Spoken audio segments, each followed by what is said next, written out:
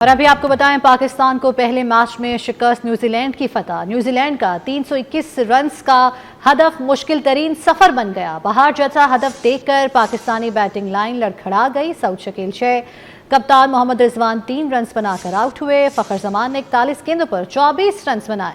सलमान आगा ने 28 गेंदों पर 42 रन्स बनाए। पूरी टीम 260 रन्स पर ढेर हो गई 48वें ओवर में ही, और अभी गेंद बाकी थे, लेकिन पाकिस्तानी टीम लड़खड़ा गई। शुरू में ही, इब्तिदा में ही विकेटें गिर गईं और बाबर आजम ने 64 रन्स बनाए, किसी हद तक टीम को सहारा देने की कोशिश की, लेकिन वो भी कैच आउट हो गए और 90 गेंदें खेलकर ही वो आउट हो गए। जबकि खुशदिल शाह ने 69 रन्स स्कोर किए। इसके अलावा कोई भी खिलाड़ी काबिल जिक्र कारकर्दगी ना दिखा सका। सलमान आगा ने किसी हद तक मज़ाहमत की 42 रन्स के साथ, वो भी जल्द आउट हो गए। यूं 260 रन्स पर पूरी टीम आउट हो गई। 321 रन्स का यह हदफ था, न्यूजीलैंड की जानिब से दिया गया, पाकिस्तानी टीम को दरकार था, लेकिन 48वें ओवर में पूरी पाकिस्तानी टीम 260 रन्स बनाकर आउट हो गई। मज़ीद बात करते हैं वसीम अहमद से। वसीम, आगाह कीजिए। जी बिल्कुल, चैंपियंस ट्रॉफी का पहला मैच और होस्ट टीम हम थे, लेकिन हम जो थे वो स्कोर चेज करने में कामयाब नहीं हो सके।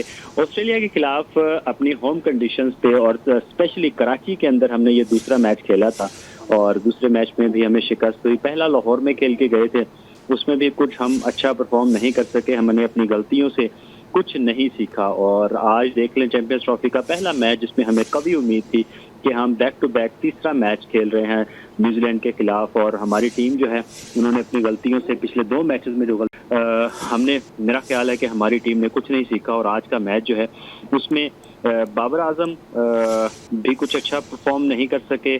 ठीक है कि उन्होंने स्कोर अच्छा किया लेकिन वो फिनिश नहीं कर सके। खुशदिल शाह ने एक अच्छा कह सकते हैं कि उन्होंने अपनी जो सिलेक्शन थी जिसको गलत साबित किया जा रहा था, कहा जा रहा था, तनकीद की जा रही थी, लेकिन जिस नंबर पे वो आए उन्होंने अच्छा परफॉर्म किया और उन्होंने अपनी जो सिलेक्शन थी उसको गलत जो ठीक साबित कर दिया था। इसके अलावा फखर जमान जाहिर है कि वो ड्यूरिंग मैच जो थे वो फील्डिंग में जख्मी हो गए थे और इंजरी की वजह से वो मैच में भी लेट आए, ओपन नहीं कर सके।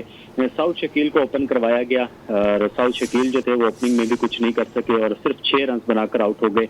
बाबर आजम जो थे उन्होंने 64 रन बनाए, जबकि फखर जमान क्योंकि इंजर्ड थे उनसे शिकवा कोई नहीं किया जा सकता क्योंकि वो पहले बहुत अच्छा परफॉर्म करते हैं, लेकिन इस मरतबा वो सिर्फ 24 रन बना सके।